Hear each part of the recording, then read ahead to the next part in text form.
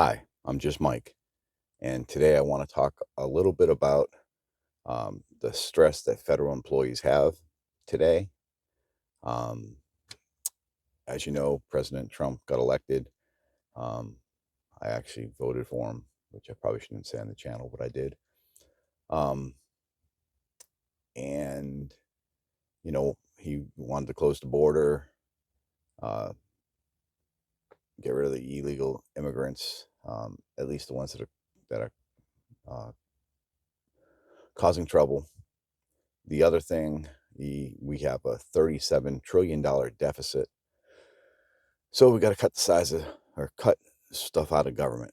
Mostly the size of programs and stuff is what I would think. But they're gonna go after they're gonna shrink the government. So they want to reduce federal employees. They offered this early resignation program, hoping to get about 200,000 people to do it. Um, I I wish I was. I mean, I was eligible to do it, but I'm just too close to the 62 point of retiring that I'm not close enough to where I could take it and get out. Um, but I'm too close to 62 to where I want to stay in and get that extra 10%. Anyway, um, so after that, we only got 75,000 people to sign up for that early program. I think the president wants to get around 400,000 people out. So now he's going to have to, or they're going to have to find a way to maybe offer a rift or do a rift where they reduction in force.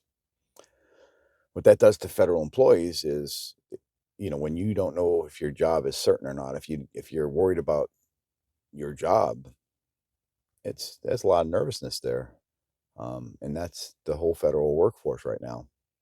And I've made this point before. I'm going to do it again, but I'm thinking a lot of federal employees are getting a bum rap. They're being told that only 6% are going into work.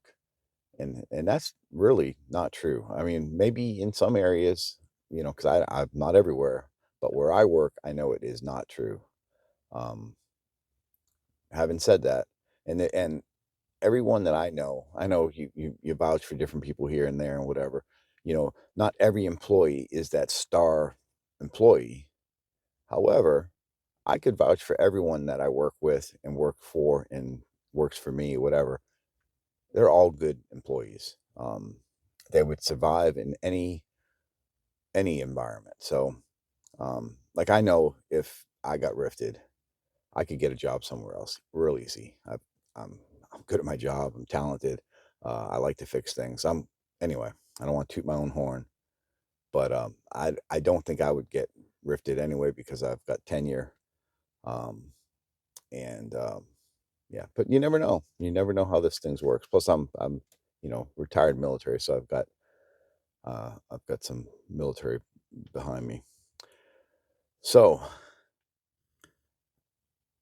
who the people I worry about are people that we just hired that are on probation because those are the low hanging fruit. Um, you know, and we just hired where I'm at. I want to say 7 or 8 people because we were very short. We were critically short people, and we're also emergency essential employees. So, like if the government shuts down or when the government shuts down in March, our employees are required to come to work. We cannot not come in. That's not an option. We have to come in because they're mission critical. Um, it's the same with air traffic controllers. They can't just not be there. And it's also true with one of the reasons why they have federal employees in these critical positions is because if it was contracted and there was a strike, the people just want to come in. We It's against the law for us to strike. That happened with Reagan and the air traffic controllers, and so it's we do our employees cannot and will not strike because the mission is critical. It's as simple as that.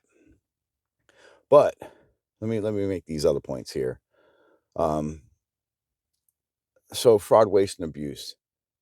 You know, I hate to say it, but there's always been fraud, waste, and abuse in the government. way back when. I mean, I say way back when, but it's only been, I don't know how many years, but like when Reagan was in, I remember being in the military, and they had the Grand Rudman bill, and they were cutting government, and they were reducing the size and doing all.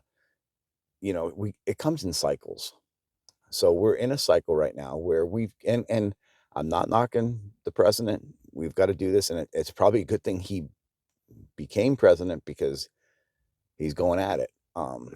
It's just for the federal workforce, it makes us all nervous, or at least makes me nervous, because again, when you don't know what's happening, when you don't know if it's you that's on the chopping block, if it's this person on the chopping block, me again, I'm not too worried about me, but the people underneath me, unfortunately, I'm a caring person, so I worry about things that I really probably shouldn't worry about.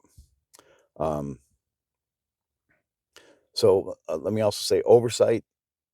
Congress oversight of the federal workforce. Maybe it's been slacking a little bit. Maybe they should have been. So everyone's saying, well, why is Trump having Musk do the audits and whatever? Well, maybe if Congress had their act together and was doing this all the time, he wouldn't need to. However, we all know how that works. So the other thing I want to ask is I really want to say for the federal workers out there, stop blaming the federal employees. They're good workers. You know, again, even in every workforce, you go to you go to Tesla, and you'll find there are some below average employees. Not every employee is the model employee. Not every employee is great. Um, so you have your high performers, and you have your middle performers, and you have your low performers, but they are performers, and they all have families. They all have all right, I'll get off that. So this is what I would ask of Elon Musk and Donald Trump, President Donald Trump. I hate when people call a person like a president by just their first name. We don't have the right. They are the president. Um, and I had a question the other day from someone, and they were talking about liberal or right left, and if I was on stage um, with the president, and let's say Kamala had won the presidency, and I was on stage with her, and I saw someone that looked like a threat pointing something that looked like maybe a gun, I would jump in front to save her life, even though I don't support that party, because it's the president. This is another thing. Let me bring this up because this is great. Not that shooting someone is great. That's not great, but this is great. So um, instead of having an all-star game for the National Hockey League this year, they did this four country, whatever it's called, I don't know, tournament. And so USA plays Canada up in Canada, and unfortunately, the Canadian people boo the national anthem. Um, well, that riles up the team. Now, even if they didn't boo the national anthem, I think the three forwards for USA were gonna fight right away because they wanted to show that they wanted to kind of dominate. So they had to show their force. It's whatever. But USA played a great hockey game. The first and second periods for sure. The third period, I think Canada was doing better, but the USA team's got this incredible goalie, and USA knows how to play very good defense. So the score was 3-1 at the end, but it was really a 2-1 game. They had to pull the goalie out, and it was an open net. So anyway, but man, that has brought hockey up. And you can see, I don't care if you're a Democrat or Republican, right, left, independent, whatever you are, when stuff like when real stuff happens, I'm saying hockey's real stuff, but when stuff happens, y'all come together as one. That's what the Congress really needs to do. They need to come together as one. They need to stop this bickering back and forth. All right, I'll get off that too. But man, go Team USA. I hope when we play Canada Thursday in Boston, I really hope I hope our fans, the fans, our fans, I hope the fans in Boston do not do not boo the Canadian national anthem. Show that we're better than that. You know, I like I like Canada. They're our neighbors. I know, you know, the president has he doesn't he likes Canada too. He just wants it to be on a level playing field. He doesn't want to subsidize anything, and I don't think any of the Canadians want handouts. So, Trudeau is whatever he is. And I think it's more between President Trump and Governor Trudeau. So, um, I don't even know where I'm at on here. I've got a couple notes I wanted to look at. I think I've covered most things I wanted to talk about. Well, so I wanted to ask if President Trump, Elon Musk, be fair when you're going to lay off people and smart. Because I heard a rumor. Now I'm not sure how true this is. I heard that there was some um, maybe nuclear scientists or nuclear people that were working on nuclear weapons that took this resignation program and they let them go. And now all of a sudden they said, wait, we're short and we need those guys back. Well, they've already left. They're not coming back. You know, um, I know I need the people that work for me where I work. And if you were to cut 2 or 3 people from my shift, we'd be in trouble. I mean, not in trouble. Well, everyone always finds a way to get by, right? But you you got to watch. I if someone came to me and said, "Here, this is what we need to do. What's your recommendation?" That's one thing. But if someone comes in and just says, "Okay, here's the low hanging fruit. Get rid of them," boy, that's not the way to go. There's a lot of people. So the I keep saying so. I've really got to stop the so thing. Um, Here's another thought.